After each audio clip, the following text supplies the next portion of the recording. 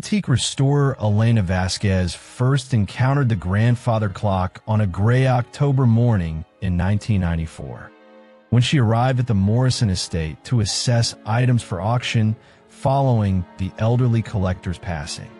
Standing in the oak-paneled study, she examined the 18th-century long-case clock that dominated one corner of the room, its hands frozen at precisely 12 o'clock despite the estate executor's assurance that all timepieces in the house had been wound and maintained until Theodore Morrison's death 2 weeks earlier.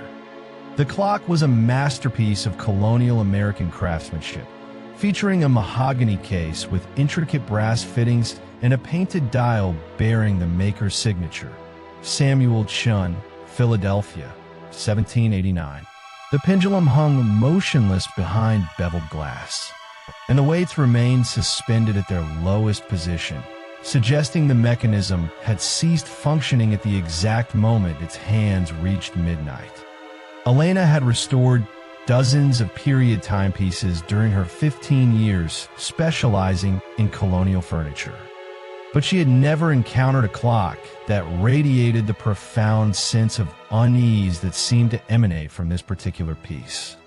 Her restoration partner, Michael Santos, was documenting the estate's furniture collection when Elena called him over to examine the grandfather clock. Michael approached with a methodical attention to detail that had made him invaluable during their decade of collaboration. But his professional composure shifted to concern as he realized the clock's unusual condition extended beyond simple mechanical failure. The clock's brass movement showed no signs of the wear, corrosion, or dust accumulation that would typically indicate long-term neglect or mechanical breakdown. The gears remained perfectly aligned, the escapement mechanism appeared functional, and the pendulum suspension system showed evidence of recent adjustment and maintenance. Most puzzling was the complete absence of any winding key, despite the fact that 18th-century long-case clocks required weekly winding to maintain operation. Elena's examination of the clock's provenance revealed a disturbing pattern of ownership that suggested the timepiece carried some form of supernatural burden. The estate's documentation traced the clock's ownership through 7 different families since its creation in 1789, with each successive owner selling or donating the piece after experiencing unexplained phenomena that they associated with its presence in their homes. Theodore Morrison had acquired the clock from the Whitmore family in 1967, following the sudden death of Edmund Whitmore, a Denver businessman who had owned the timepiece for only 18 months before his fatal heart attack. The Whitmores had purchased the clock from the estate of Margaret Chen, a Philadelphia widow who had claimed the piece as a family heirloom until her death in 1965. Each previous owner had maintained careful records of the clock's behavior, documenting its tendency to stop at midnight during periods of personal crisis or family tragedy. Michael discovered a leather-bound journal hidden in the clock's base compartment, wrapped in oiled cloth and secured with a brass clasp that bore the same maker's mark as the clock's movement. The journal contained entries from multiple owners spanning 2 centuries, each describing their experiences with the clock's supernatural properties and their growing understanding of its true purpose. The earliest entry, dated March 1789, was written in Samuel Chen's own hand and described his decision to incorporate unusual materials into the clock's construction following the death of his young daughter from scarlet fever. Chen had mixed his daughter's ashes into the brass used for the pendulum bob, hoping to create a timepiece that would preserve her presence within his workshop.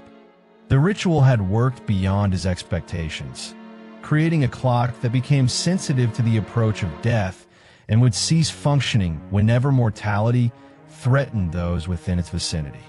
Edmund Whitmore's entries, dating from 1966 to 1967, described the clock's behavior during the final months of his life. The timepiece had begun stopping at midnight with increasing frequency, sometimes multiple times per week, as his undiagnosed heart condition deteriorated. Whitmore had initially attributed the stoppages to mechanical problems, but his attempts to repair the clock had failed to resolve the midnight cessations that seemed to predict his declining health with uncanny accuracy. Elena realized that the clock functioned as a supernatural early warning system, designed to alert its owners to approaching death by stopping its mechanism at the moment when the veil between life and death was thinnest. The midnight hour represented the boundary between days, symbolically reflecting the boundary between life and mortality that the clock was somehow able to detect and respond to through its connection to Samuel Chen's deceased daughter. Michael's research into Samuel Chen's biography revealed that the clockmaker had been a respected artisan in colonial Philadelphia who had specialized in creating timepieces for wealthy merchants and political figures. Following his daughter's death, Chen had become obsessed with incorporating spiritual elements into his work, believing that mechanical precision could be enhanced by supernatural sensitivity to the passage of time and the approach of significant life events. The journal entries documented how subsequent owners had learned to interpret the clock's midnight stoppages as warnings about health crises, accidents, or other life-threatening situations affecting their families. Many had credited the clock with saving their lives by prompting them to seek medical attention or avoid dangerous situations that might have resulted in fatal consequences. The clock's supernatural intervention had extended the lives of numerous individuals who had heeded its warnings about approaching mortality. Elena decided to conduct a controlled test of the clock's supernatural properties by attempting to restore its operation using traditional mechanical techniques. She and Michael carefully cleaned the movement, adjusted the pendulum length, and reset the weights to their proper positions. When they wound the mechanism using a period-appropriate key borrowed from another colonial timepiece, the clock began operating normally, its pendulum swinging with a steady rhythm characteristic of properly functioning long-case clocks. The clock maintained accurate time for 3 days before experiencing its first midnight stoppage since Theodore Morrison's death. Elena noted the exact date and time of the cessation, then researched local obituaries and hospital records to determine whether any deaths had occurred during the period when the clock had ceased functioning. Her investigation revealed that an elderly neighbor who lived 2 blocks from the Morrison estate had died of natural causes at 12:17 a.m., approximately 17 minutes after the clock had stopped at midnight. Michael suggested they maintain detailed logs of the clock's stoppages and correlate them with mortality statistics for the surrounding neighborhood, hoping to document the timepiece's supernatural sensitivity and understand the geographical range of its death detection capabilities. Their observations revealed that the clock responded to deaths within a roughly 2-mile radius, stopping at midnight whenever someone within that area was approaching or experiencing their final moments. The most remarkable aspect of the clock's behavior was its ability to differentiate between natural deaths and violent or accidental fatalities. When individuals died from illness, age, or other natural causes, the clock would stop at midnight and remain motionless until manually restarted. However, when deaths resulted from accidents, violence, when sudden medical emergencies, the clock's behavior became more agitated, with the pendulum swinging erratically before stopping and the hands moving backward from midnight toward earlier hours. Elena's documentation of these patterns revealed that the clock provided different types of warnings based on the nature of approaching death. Natural deaths prompted simple midnight cessation, while preventable deaths triggered the erratic behavior that seemed designed to attract attention and prompt intervention. The clock appeared to be attempting to save lives by alerting its owners to situations where timely action might prevent unnecessary mortality. The breakthrough in understanding the clock's full capabilities came when Elena observed it stopping at 11:47 p.m. instead of midnight, suggesting that the approaching death was still preventable if appropriate action was taken quickly. She immediately contacted emergency services to report a possible medical emergency in the neighborhood, providing the approximate location based on the clock's historical patterns of death detection. Paramedics responding to Elena's call discovered an elderly man who had collapsed in his home and was experiencing a heart attack that would have been fatal without immediate medical intervention. The man survived because of the timely emergency response that had been prompted by Elena's interpretation of the clock's warning. The incident convinced her that the timepiece represented more than supernatural curiosity. It was a tool that could save lives when its warnings were properly understood and acted upon. Michael helped Elena develop protocols for responding to the clock's various warning signals, creating a system that allowed them to contact appropriate authorities when the timepiece indicated preventable deaths were approaching.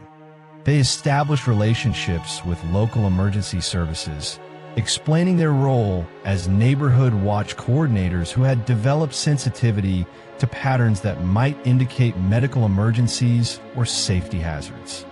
Over the following months, Elena and Michael's interpretation of the clock's warnings resulted in successful interventions that saved multiple lives. Their timely calls to emergency services prevented deaths from heart attacks, strokes, accidents, and other situations where rapid response made the difference between survival and mortality. The clock had become an active participant in preserving life rather than simply predicting death. Elena's final decision regarding the clock's future reflected her understanding that some antiques serve purposes beyond historical preservation or monetary value. Rather than selling the timepiece at auction, she arranged to keep it permanently in her restoration workshop, where she could continue monitoring its warnings and coordinating emergency responses when the clock detected approaching deaths in the surrounding community. The clock required careful maintenance to preserve its supernatural sensitivity, with Elena learning to clean and adjust the mechanism using techniques that preserved its connection to Samuel Chen's daughter while ensuring accurate timekeeping. The brass pendulum bob, containing the child's ashes, needed special attention to maintain the spiritual element that enabled the clock's death detection capabilities.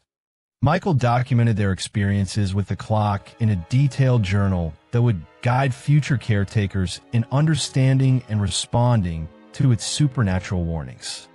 Their records provided clear instructions for interpreting different types of midnight stoppages, establishing emergency response protocols, and maintaining the delicate balance between mechanical precision and supernatural sensitivity that made the timepiece an effective tool for preserving life. Years later, Elena continues to serve as the clock's guardian, responding to its midnight warnings with emergency calls that have saved dozens of lives since she first encountered the timepiece at the Morrison estate. The clock stands in her workshop, its hands moving steadily through each day until midnight approaches and death calls to those within its protective range. The grandfather clock that stops at midnight represents the intersection between craftsmanship and compassion, where a father's grief over his daughter's death was transformed into a mechanism for preventing the deaths of strangers across more than 2 centuries. Elena's workshop has become a sanctuary where time serves life rather than marking its passage, and where midnight warnings offer hope rather than despair to those who understand their message. The clock continues its eternal vigil, measuring time with mechanical precision while watching over the surrounding community with supernatural awareness that transcends the boundaries between life and death.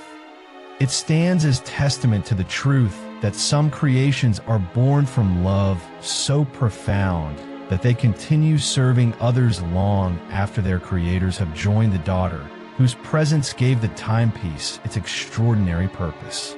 This was another tale from the S.T.F Horror Vault. If you felt the chill tonight, don't forget to like, share, and subscribe. New stories open soon. And remember, the vault is always waiting.